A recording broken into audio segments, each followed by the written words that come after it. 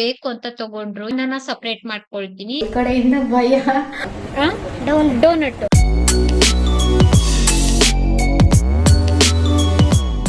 Hello ಸ್ನೇಹಿತರೆ, welcome back to my channel. ಇವತ್ತು ಶನಿವಾರ, ಅಕ್ಕ ತಂಗಿ ಇಬ್ರು ಸಂತೆಗೆ ಹೊರಟ್ವಿ. ಮನೆ ಹತ್ರ ಸ್ವಲ್ಪ ಕೆಲ್ಸಕ್ ಬಂದಿದ್ರು, ಪೈಪ್ ಲೈನ್ ಎಲ್ಲ ಮಾಡೋದಕ್ ಬಂದಿದ್ರು. ಹಂಗಾಗಿ ಇವತ್ತು ಸಂತೆಗೆ ಹೊರಡೋದು ಸ್ವಲ್ಪ ಲೇಟ್ ಆಯ್ತು. ಆದ್ರೂನು ಕೂಡ ತುಂಬಾ ದಿನ ಆಯ್ತು ಅಂತ ಸಂತೆಗ್ ಬಂದ್ವಿ ನಾವು, ಲೇಟ್ ಆದ್ರೂನು ಸರಿ ಅಂತ ಹೇಳಿ. ಇಲ್ಲೇ ಗಾಡಿನ ಪಾರ್ಕಿಂಗ್ ಮಾಡ್ಬಿಟ್ಟು ಹಂಗೆ ಸಂತೆಗ್ ಹೋದ್ವಿ. ನಾವು ಸಾಮಾನ್ಯವಾಗಿ ಬೆಳಿಗ್ಗೆನೆ ಬರೋದಾಯ್ತಾ ಸಂತೆಗೆ. ಅಕ್ಕ ಇಲ್ಲಿ ಮೊದ್ಲಿಗೆ ಜೋಳ ಎಲ್ಲಾ ನೋಡ್ತಾ ಇದ್ರು. ಜೋಳ, ಈ ಬೀನ್ಸು ಮತ್ತೆ ಗೆಣಸು, ಇನ್ನ ಆಲೂಗಡ್ಡೆ, ಈರುಳ್ಳಿ, ಟೊಮೆಟೊ ಇಂಥದ್ದೇ ಖರೀದಿ ಮಾಡಿದ್ದು. ಹಸಿ ಬಟಾಣಿ 1/4 ಕೆಜಿ 30 ರೂಪಾಯಿ ಆಗಿತ್ತು, ಅರ್ಧ ಕೆಜಿ 50 ರೂಪಾಯಿ ಆಗಿತ್ತು. ಇನ್ನ ಈ ಕ್ಯಾರೆಟ್ ಇವೆಲ್ಲ ತಗೊಂಡ್ವಿ. ಅಕ್ಕ ಇಲ್ಲಿ ಏನೋ ಬೇಕು ಅಂತ ತಗೊಂಡ್ರು. ಎಣ್ಣೆ ಅಪ್ಲೈ ಮಾಡೋದು ಏನು ಅಂತ ನನ್ಗಷ್ಟು ಸರಿಯಾಗಿ ಗೊತ್ತಾಗಿಲ್ಲ, ಏನ್ ತಗೊಂಡ್ರು ಅಂತ. ಇನ್ನ ಕೊತ್ತಂಬರಿ ಸೊಪ್ಪು ಎಲ್ಲ ಇಂಥದ್ದೇ ಆಯ್ತಾ. ಆಲೂಗಡ್ಡೆ ಕೆಜಿ 30 ರೂಪಾಯಿ ಆಗಿತ್ತು, ಈರುಳ್ಳಿ ಕೂಡ 30 ರೂಪಾಯಿ ಆಗಿತ್ತು. 2 ಕೆಜಿ ತಗೊಂಡ್ರೆ 50 ರೂಪಾಯಿ ಆಗಿತ್ತು. ಈ ತರ ನಮ್ಮನೆಯವರು ನಾನು ಗಾಡಿನಲ್ಲೇ ಕುಂತಿರ್ತೀನಿ ಅಂತ ಹೇಳಿದ್ರು. ನಾನು ಅಕ್ಕ ಇಬ್ರುನು ನಡ್ಕೊಂಡ್ ಬರ್ತಾ ಇದೀವಿ. ಸ್ವಲ್ಪ ಲೇಟ್ ಆಗಿ ಬಂದ್ವಿ ಇಬ್ರುನು. ಒಂದ್ ಚೀಲನ ನಮ್ಮನೆಯವ್ರು ತಂದಿದ್ರು. ಇವತ್ತು ಸ್ವಲ್ಪ ಅಕ್ಕ ಜಾಸ್ತಿನೇ ಖರೀದಿ ಮಾಡಿದ್ರು. ನಾನೇನ್ ಹೇಳ್ಕೊಳ್ಳುವಷ್ಟು ಖರೀದಿ ಮಾಡಿರ್ಲಿಲ್ಲ ಆಯ್ತಾ. ಅಲ್ಲಿಂದ ಸೀದಾ ಮನೆಗ್ ಬಂದ್ವಿ. ಮನೆಗ್ ಬಂದಿದ್ದೇನೆ. ಇವತ್ತು ಊಟಕ್ಕೆ ಪಲಾವ್ ಮಾಡಿದ್ದೆ ನಾನು. ಅಂದ್ರೆ ಫ್ರೆಶ್ ಆಗಿರುವಂತಹ ತರಕಾರಿ ಎಲ್ಲ ತಂದಿದ್ದಾಗಿತ್ತಲ್ವಾ, ಸರಿ ಪಲಾವೇ ಮಾಡ್ಬಿಡೋಣ ಅಂತ ಹೇಳಿ ಪಲಾವ್ ಮಾಡಿದ್ದಾಯ್ತು. ಬಾಸುಮತಿ ರೈಸ್ ಹಾಕ್ಬಿಟ್ಟು ಪಲಾವ್ ಮಾಡಿದ್ದೆ. ಬಾಸುಮತಿ ರೈಸ್ ಹಾಕಿ ಪಲಾವ್ ಮಾಡ್ತೀನಿ ಅಂತಂದ್ರೆ ನಾನು ಈ ತರ ಅನ್ನನ ಸಪರೇಟ್ ಮಾಡ್ಕೊಳ್ತೀನಿ. ಈ ಸೋನಾ ಮಸೂರಿ ರೈಸ್ ಅಲ್ಲಿ ಮಾಡ್ತೀನಿ ಅಂತಂದ್ರೆ ಕುಕ್ಕರ್ ಅಲ್ಲಿ ಮಾಡ್ಬಿಡ್ತೀನಿ. ಈ ತರ ಪಲಾವ್ ಕೂಡ ರೆಡಿ ಆಯ್ತು. ಹಂಗೆ ಕುಡಿಯೋದಕ್ಕೆ ರಾಗಿ ಗಂಜಿ ಕೂಡ ಮಾಡಿದ್ದೆ. ನಾನು ರಾಯ್ತ ಮಾಡ್ಲಿಲ್ಲ, ಮೊಸರು ಜೊತೆ ಹಾಕೊಂಡು ಪಲಾವ್ ತಿಂದಿದ್ದಾಯ್ತು. ನನ್ಗೆ ತುಂಬಾ ಇಷ್ಟ ರೈಸ್ ಐಟಮ್ ಅಂತಂದ್ರೆ. ನಿಮ್ಗೂ ಇಷ್ಟನಾ ಅಂತ ಕಾಮೆಂಟ್ ಮಾಡಿ ಆಯ್ತಾ. ರೆಡಿನಾ ರೀ? ಒಂದ್ ಮೊಬೈಲ್ ಇಲ್ಲೇ ಬಿಡ್ತೆ. ಸ್ವಿಚ್ ಆಫ್ ಮಾಡ್ಬೇಕಾ, ಸೈಲೆಂಟ್ ಮಾಡ್ಬೇಕಾ? ಸೈಲೆಂಟ್ ಬೇಡ ಅಲ್ಲ, ಎಲ್ಲ ಮೊಬೈಲ್ ತಗೋ. ಸಂಜೆ 6 ಗಂಟೆ. ದೇವ್ರಿಗೆ ದೀಪ ಎಲ್ಲ ಹಚ್ಚಿದೀನಿ. ನಾನು ಸ್ವಲ್ಪ ಹಾಸ್ಪಿಟಲ್ ಕಡೆ ಹೊರಟಿದ್ದೀನಿ. ಸ್ವಲ್ಪ ರಿಪೋರ್ಟ್ ಎಲ್ಲ ತೋರಿಸ್ಬೇಕಿತ್ತು. ಹಂಗಾಗಿ ನಮ್ಮನೆಯವ್ರು ದೊಡ್ಡಕ್ ಮಾತಾಡು ಅಂತ ಹೇಳ್ತಾ ಇದ್ದಾರೆ. ನನಗೆ ಧ್ವನಿ ಆಚೆ ಬರ್ತಾ ಇಲ್ಲ. ಒಳಗಡೆಯಿಂದ ಭಯ, ಹೊರಗಡೆಯಿಂದ ನಗು ಸ್ನೇಹಿತರೆ. ಈ ತರ ಅಲ್ವಾ ರೀ?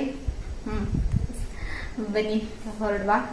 ಆಲ್ರೆಡಿ ನಮ್ಮನೆಯವ್ರು ಹೋಗಿ ಅಂದ್ರೆ ಎಷ್ಟು ಜನ ಇದ್ದಾರೆ ಅಂತೆಲ್ಲ ನೋಡ್ಕೊಂಡು ಬಂದಿದ್ದಾರೆ. ತುಂಬಾ ಹೊತ್ತು ಕಾಯೋದು ಅಂತಂದ್ರೆ ನನಗೆ ಬೇಜಾರು. ಹಂಗಾಗಿ ಇವಾಗ ಸರ್ ಏನ್ ಹೇಳ್ತಾರೆ ಕೇಳಿ ಮುಂದೆ ಏನ್ ಮಾಡ್ಬೇಕಂತ ನೋಡೋದು. ಬನ್ನಿ.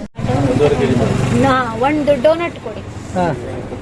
ಡೋನಟ್ ಸ್ಟಾರ್ ಬೇಕಾ ಮಗದು ಬೇಕಾ? ಡೋನಟ್ ಡೋನಟ್ ಡೋನಟ್ ಅಂತೆ, ರೌಂಡ್ ಅದಂತೆ. ಹಾಸ್ಪಿಟ್ಲ್ ಇಂದ ಬಂದ್ಮೇಲೆ ಪಾಪುಗೆ ಬೇಕರಿ ಕರ್ಕೊಂಡ್ ಹೋಗಿದ್ದೆ. ಸೀದಾ ನನ್ ಜೊತೆನಲ್ಲೇನೆ ಮೇಲ್ಗಡೆ ಬಂದಿದ್ದ. ಅವ್ನ್ ಹೋಮ್ ವರ್ಕ್ ಮಾಡ್ಕೊಳ್ತಾ ಇದ್ದ. ಒಂದ್ 5 ನಿಮಿಷ ಸ್ವಲ್ಪ ಚಿಲ್ ಮಾಡ್ತೀನಿ ಚಿಕ್ಕಮ್ಮ ಅಂತ ಹೇಳ್ತಾ ಇದ್ದ ನನ್ನ ಹತ್ರ. ಹಂಗಾಗಿ ಹಾವು ಏಣಿ ಆಟ ಆಡ್ತಾ ಕುಂತಿದ್ದ. ಒಂದ್ 10 ನಿಮಿಷ ಆಟ ಆಡ್ಕೊಂಡು ಪಾಪು ನಂತರ ಕೆಳಗಡೆ ಹೋದ ಅಭ್ಯಾಸ ಮಾಡ್ಕೊಳ್ಳೋದಕ್ಕೆ. ಇವಾಗ ಎಕ್ಸಾಮ್ ನಡೀತಾ ಇದೆ ಅಲ್ವಾ, ಹಂಗಾಗಿ ಮೊಬೈಲ್ ಎಲ್ಲ ನೋಡೋದಿಲ್ಲ ಅವನು. ಅಂದ್ರೆ ಇಡೀ ದಿನ ಓದ್ತಾ ಕುತ್ಕೊಳ್ಳೋದಕ್ಕಾಗೋದಿಲ್ಲ ಅಲ್ವಾ. ಒಂದ್ 5-10 ನಿಮಿಷ ಈ ತರ ಆಟ ಆಡ್ತಾನೆ. ಇವತ್ತು ಭಾನುವಾರ ರಾತ್ರಿ 10:30 ಇವಾಗ ಸಿಗ್ತಾ ಇದ್ದೀನಿ. ನಿನ್ನೆ ಹಾಸ್ಪಿಟಲ್ ಇಂದ ಬಂದ್ಮೇಲೆ ಏನು ವಿಡಿಯೋ ಮಾಡ್ಲಿಲ್ಲ. ಇವತ್ತು ಬೆಳಿಗ್ಗೆಯಿಂದ ಆರಾಮಾಗಿ ದಿನ ಕಳೆದಿದ್ದೀನಿ.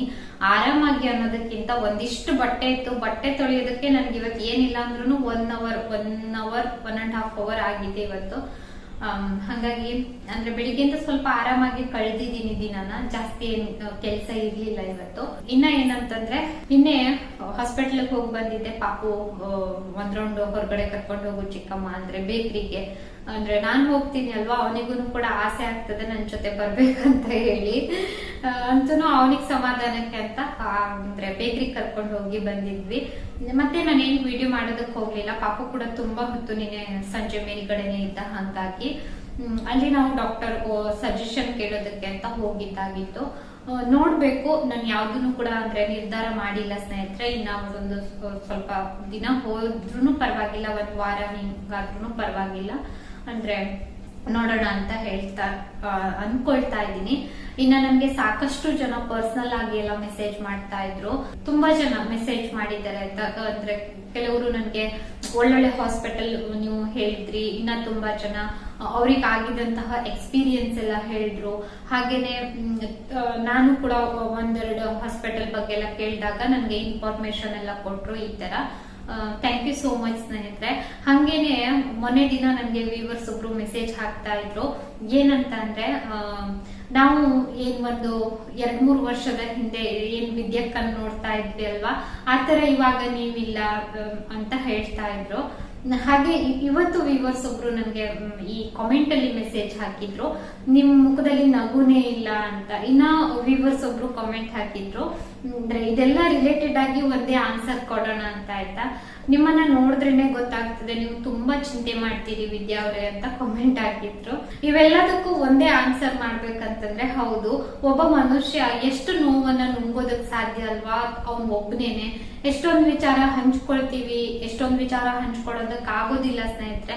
ಎಷ್ಟು ಅಂತ ಒಬ್ರು ನೋವನ್ನ ಅಂದ್ರೆ ಸಹಿಸೋದಕ್ ಸಾಧ್ಯ ಅಲ್ವಾ. ಒಂದು ಟೈಮ್ ನಲ್ಲಿ ನಮ್ಗೆ ಇರ್ತದೆ ಏನಂತಂದ್ರೆ, ಮುಂದೊಂದ್ ದಿನ ಒಳ್ಳೆ ದಿನ ಬರ್ಬಹುದು ಅಂತ. ಕಾದು ಕಾದು ಕಾದು ನಮಗೂ ಕೂಡ ಸಾಕಾಗ್ತದೆ ಅಲ್ವಾ. ಹಂಗಾಗಿ ನಾನು ಸ್ವಲ್ಪ ಬರ್ತಾ ಬರ್ತಾ ತುಂಬಾ ಡಲ್ ಆಗ್ತಾ ಬಂದೆ. ಇತ್ತೀಚೆಗೆ 1-2 ವರ್ಷ ಆಯ್ತು ನಾನು ಸಿಕ್ಕಾಪಟ್ಟೆ ಡಲ್ ಆಗಿದ್ದೀನಿ. ಮುಂಚೆ ಇದ್ದಂತಹ ಹುಮ್ಮಸ್ಸಾಗ್ಲಿ, ಮುಂಚೆ ಇದ್ದಂತಹ ಆಸಕ್ತಿ ಆಗ್ಲಿ ಯಾವ ಕೆಲ್ಸದ ಮೇಲೂ ನನಗಿಲ್ಲ. ಈ ತರ ಅಂದ್ರೆ ಮನುಷ್ಯನಿಗೆ ತುಂಬಾ ನಿರಾಸೆ ಆದಾಗ ಅಂದ್ರೆ ಈ ತರ ಎಲ್ಲ ಆಗೋದು ಸಹಜ. ತುಂಬಾ ಬಾರಿ ಅನ್ಕೊಳ್ತೀನಿ ನಾನು ಮುಂಚೆ ತರ ಆಗ್ಬೇಕು ಅಂತೆಲ್ಲಾನು, ಆಗೋದಕ್ ಸಾಧ್ಯ ಇಲ್ಲ. ಲಾಸ್ಟ್ ಒಮ್ಮೆ ನಾನು ಎಲ್ಲೋ ಒಂದ್ ಕಡೆ ಹೋಗಿದ್ದೆ ಆಯ್ತಾ, ಅವರು ಕೂಡ ಹೇಳ್ತಾ ಇದ್ರು ಹಿಂಗೆ. ಅವರೊಂದು ಏನ್ ಹೇಳ್ತಾರೆ ಜ್ಯೋತಿಷ ಹೇಳೋರಲ್ಲ, ಅವರು ಕೂಡ ಹೇಳ್ತಾ ಇದ್ರು ನನ್ನ ನೋಡಿ, ನೀವು ತುಂಬಾ ಕೊರಗ್ತೀರಿ, ಕೊರಗೋದನ್ನ ಮೊದ್ಲಿಗೆ ಬಿಡಿ ಅಂತ ಹೇಳ್ತಾ ಇದ್ರು. ಹೌದು, ನಾನು ತುಂಬಾ ಕೊರಗ್ತೀನಿ. ನೋಡೋರಿಗೆ ಅನಿಸ್ತದೆ ನಾನು ನಗ್ತಾ ಇರ್ತೀನಿ, ಮಾತಾಡ್ತೀನಿ, ಆದ್ರೆ ನನ್ನ ಮನ್ಸಲ್ಲಿ ತಲೆನಲ್ಲಿ ಎಲ್ಲ ಏನೇನೋ ಓಡ್ತಾ ಇರ್ತದೆ. ಈ ತರ ನಾನು ಕೂಡ ಮುಂಚೆ ತರ ಆಗ್ಬೇಕು, ಸ್ವಲ್ಪ ಆಕ್ಟಿವ್ ಆಗ್ಬೇಕು ಅಂತ ಅನ್ಕೊಳ್ತಿರ್ತೀನಿ. ಆದ್ರೆ ನೋಡ್ಬೇಕು ಸ್ನೇಹಿತರೆ, ಇತ್ತೀಚೆಗೆ ಹೆಲ್ತ್ ಇಶ್ಯೂ ಇಂದ ನಾನು ಸ್ವಲ್ಪ ವೀಕ್ ಆಗಿದ್ದೀನಿ. ನಿಮ್ಗೆ ಇನ್ನ ಸಿಂಪಲ್ ಆಗಿ ಒಂದು ವಿವರಣೆ ಕೊಡ್ಬೇಕು ಅಂತಂದ್ರೆ, ನಮ್ಗೆ ಏನೋ ಒಂದು ಸಮಸ್ಯೆ ಇರ್ತದಲ್ವಾ, ಹೆಂಗಾದ್ರೂ ನಾವು ಸಾಲ್ವ್ ಮಾಡ್ಕೊಳ್ತೀವಿ, ಏನಾದ್ರೂ ಮಾಡೋಣ ಈ ತರ ನಮ್ ಮೈಂಡ್ ಅಲ್ಲಿ ಇರ್ತದೆ. ಅದ್ರ ಜೊತೆನೆ 1-2-3 ಪ್ರಾಬ್ಲಮ್ ಒಟ್ಟೊಟ್ಟಿಗೆ ಬರ್ತದಲ್ವಾ, ಎಲ್ಲಾನು ಕೂಡ ಅಂದ್ರೆ ಬಗೆಹರಿಸ್ಕೊಳ್ಳೋದಕ್ಕೆ ಆಗದೆ ಇರುವಂತಹ ಪ್ರಾಬ್ಲಮ್ ಬರ್ತದಲ್ವಾ, ಆವಾಗ ಮನುಷ್ಯ ತುಂಬಾ ವೀಕ್ ಆಗ್ತಾನೆ. ಆಗದೆ ಇರುವಂತಹ ಪ್ರಾಬ್ಲಮ್ ಅಂತಲ್ಲ, ಆಗ್ತದೆ, ಸ್ವಲ್ಪ ಡಿಫಿಕಲ್ಟ್ ಇರ್ತದೆ ಕೆಲವೊಂದು ಈ ತರ. ಆವಾಗ ಮನುಷ್ಯ ವೀಕ್ ಆಗ್ತಾನೆ ಸ್ನೇಹಿತರೆ. ನನ್ನ ಈ ಹಾಸ್ಪಿಟಲ್ ಆಗ್ಲಿ ಇರ್ಲಿ, ಇಷ್ಟು ದಿನದಲ್ಲಾಗ್ಲಿ ಜೀವನ ತುಂಬಾ ಪಾಠ ಕಲಿಸಿದೆ, ಇಲ್ಲ ಅಂತ ಅಲ್ಲ. ತುಂಬಾ ನೋವನ್ನ ನಾನು ಒಬ್ಳೆ ನೋಡ್ತೀನಿ. ಇವತ್ತು ವಿಜೇತೆ ನನ್ನ ಹತ್ರ ಏನೋ ಡಿಸ್ಕಷನ್ ಮಾಡ್ತಾ ಇದ್ರು, ನಾನು ಹೇಳ್ತಾ ಇದ್ದೆ. ಆವಾಗ ಅವ್ರು ಹೇಳ್ತಾ ಇದ್ರು, ನನ್ಗೆ ಒಂದಿಷ್ಟಿಷ್ಟು ಚಿಕ್ಕದಕ್ಕೂ ಟೆನ್ಷನ್ ಆಗ್ತದೆ, ನೀನ್ ಹೆಂಗಿರ್ತೆ ಅಂತ ನನ್ನ ಹತ್ರ ಕೇಳ್ತಾ ಇದ್ರು. ನಾನು ಹೇಳಿದ್ದಕ್ಕೆಲ್ಲಾನು ನಾನು ಹೇಳ್ದೆ, ಏನ್ ಮಾಡೋದಕ್ಕಾಗ್ತದೆ ಆಂಟಿ, ಬಂದಿದ್ದನ್ನ ಸ್ವೀಕಾರ ಮಾಡ್ಲೇಬೇಕು. ಅದ್ರ ಜೊತೆ ಅಂದ್ರೆ ದಿನ ಅಳೋದಕ್ಕಾಗ್ತದ ಯಾರ ಹತ್ರ ಆದ್ರೂ ಹೇಳ್ಕೊಂಡು, ಇಲ್ಲ ಅಲ್ವಾ, ಏನು ಮಾಡೋದಕ್ಕಾಗೋದಿಲ್ಲ, ಎಲ್ಲ ನಮ್ ಹಣೆ ಬರ ಅನ್ಕೊಂಡು ಸುಮ್ನೆ ಆಗ್ಬೇಕು ಅಂತ ಅಂದೆ. ಈ ತರ ಅಂದ್ರೆ ಕೆಲವ್ರು ಹೇಗೆ ಅಂತಂದ್ರೆ, ಅವರಿಗೆ ಅಂದ್ರೆ ಸ್ವಲ್ಪ ಟೆನ್ಷನ್ ಆದ ಕೂಡಲೇ ಎಲ್ಲರ ಜೊತೆ ಹೇಳ್ಕೊಂಡು ಈ ತರ ಅಂದ್ರೆ ಹೇಳ್ಕೊಂಡ್ ಬಿಡ್ತಾರಲ್ವಾ. ನಾವು ತುಂಬಾ ಕಡಿಮೆ ಅಲ್ವಾ ಎಲ್ಲರ ಜೊತೆ ನಾನು ಶೇರ್ ಮಾಡೋದು. ತುಂಬಾ ಬಾರಿ ನಿಮ್ ಜೊತೆ ಹೇಳ್ಕೊಳ್ತೀನಿ, ಇಲ್ಲ ಅಂತ ಅಲ್ಲ, ರಿಲೇಟಿವ್ಸ್ ಜೊತೆ ಎಲ್ಲ ಹೇಳ್ಕೊಳ್ಳೋದು ಕಡಿಮೆ ಅಲ್ವಾ. ಹಂಗಾಗಿ ಅವ್ರಿಗೆ ಇವತ್ತು ಹಂಗ ಅನಿಸ್ತೋ ಏನೋ ಗೊತ್ತಿಲ್ಲ. ಇನ್ನ ಒಂದೇನಂತಂದ್ರೆ, ನಾವು ತುಂಬಾ ವಿಷಯಗಳನ್ನ ಹೈಡ್ ಮಾಡ್ತಾ ಹೋದಾಗ ನಮ್ಗೆ ಯಾವ್ದ್ರ ಬಗ್ಗೆನೂ ನಮ್ಗೆ ಅರಿವೇ ಇರೋದಿಲ್ಲ. ನನ್ಗೆ ನಿನ್ನೆ ಒಬ್ರು ಮೆಸೇಜ್ ಹಾಕಿದ್ರು ಸ್ನೇಹಿತರೆ, ನಾನು ಮತ್ತೆ ಅವ್ರ ಹೆಸರನ್ನ ತಗೊಳ್ಬೇಕೋ ಗೊತ್ತಿಲ್ಲ, ಅಂದ್ರೆ ಅವ್ರಿಗೆ ಬೇಜಾರಾಗಬಹುದು. ಮತ್ತೆ ಅವ್ರು ಒಂದು ಮೆಸೇಜ್ ಹಾಕಿದ್ರು ನನ್ಗೆ, ಒಂದು ಹಾಸ್ಪಿಟಲ್ ಹೋಗಿ ಅವ್ರಿಗಾದಂತಹ ಅನುಭವನ ಅಂದ್ರೆ ಅವ್ರ ಅಕ್ಕಗಾದಂತಹ ಅನುಭವನ ನನ್ ಜೊತೆ ಹೇಳ್ಕೊಂಡ್ರು. ನನ್ ಶಾಕ್ ಆಗೋದೆ ನಿಜಕ್ಕೂನು. ಅಂದ್ರೆ ಕೆಲವೊಮ್ಮೆ ನಾವು ವಿಷಯಗಳನ್ನ ಹೈಡ್ ಮಾಡಿದಾಗ ನಮ್ಗೇನು ಗೊತ್ತಾಗೋದಿಲ್ಲ. ನಾವ್ ಇನ್ನೊಬ್ಬರ ಜೊತೆ ಅಲ್ಪ ಸ್ವಲ್ಪನಾದ್ರೂ ಹೇಳ್ಕೊಂಡ್ರೆ ಅವರು ಅಂದ್ರೆ ನಮ್ಗೆ ಈ ತರ ಗೈಡ್ ಮಾಡ್ತಾರೆ, ಇಲ್ಲಿ ಹೋಗ್ಬೇಡಿ, ಇಲ್ಲಿ ಹೋಗಿ ಈ ತರ ಅನುಭವ ಆಯ್ತು ಅಂತೆಲ್ಲ ನಮ್ಗೆ ಗೈಡ್ ಮಾಡ್ತಾರೆ. ಈ ತರ ಇವಾಗ ನಾವು ನಮ್ಮನೆಯವ್ರು ಹೇಳ್ತಾ ಇದ್ರು, ಅಲ್ಲ ಹೋಗುವ ಆಯ್ತಾ, ಹಾಸ್ಪಿಟಲ್ ಹೋಗುವ ಆಯ್ತಾ ಅಂತ ಹೇಳ್ತಾನೆ ಇದ್ರು ಆಯ್ತಾ. ನಿನ್ನೆ ದಿನ ಅವ್ರು ಮೆಸೇಜ್ ಹಾಕಿದಾಗ ನಾನು ಅವ್ರಿಗೆ ಹೇಳ್ದೆ, ನೀವು ನನ್ನನ್ನ ಸೇವ್ ಮಾಡಿದ್ರಿ ಸಿಸ್, ಥ್ಯಾಂಕ್ ಯು ಸೋ ಮಚ್ ಅಂತ ಹೇಳ್ದೆ ಅವರಿಗೆ.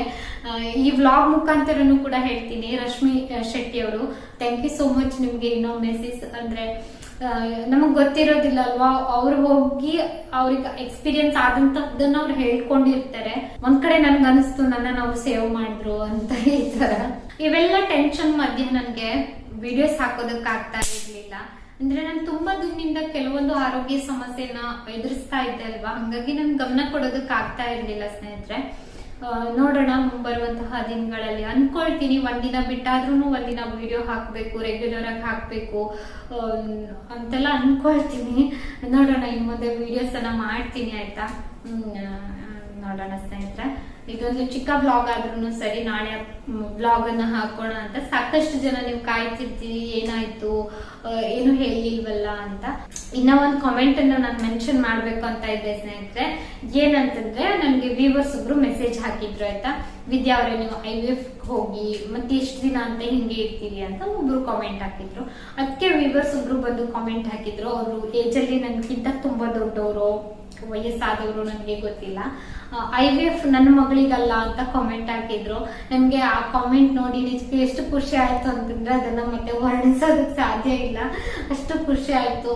ಅಂದ್ರೆ ನೀವು ಏನ್ ಪ್ರೀತಿ ತೋರಿಸ್ತೀರಿ ಅಲ್ವಾ, ಕೆಲವೊಮ್ಮೆ ಅದು ಪ್ರೈಸ್ಲೆಸ್, ಬೆಲೆ ಕಟ್ಟೋದಕ್ಕೆ ಸಾಧ್ಯನೇ ಇರೋದಿಲ್ಲ ಸ್ನೇಹಿತರೆ. ನಿಮ್ಮ ಕೆಲವೊಂದು ಮೆಸೇಜು, ಕೆಲವೊಂದು ಕಾಮೆಂಟು, ಕೆಲವೊಬ್ರು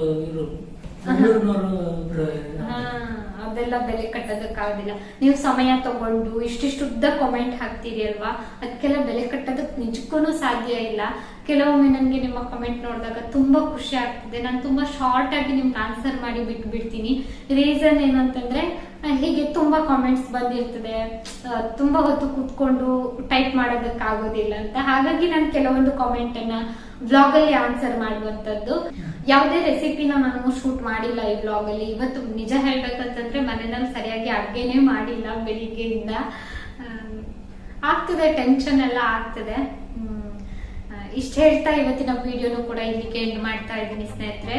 ವಿಡಿಯೋ ನೋಡಿದ್ದಕ್ಕಾಗಿ ಧನ್ಯವಾದ.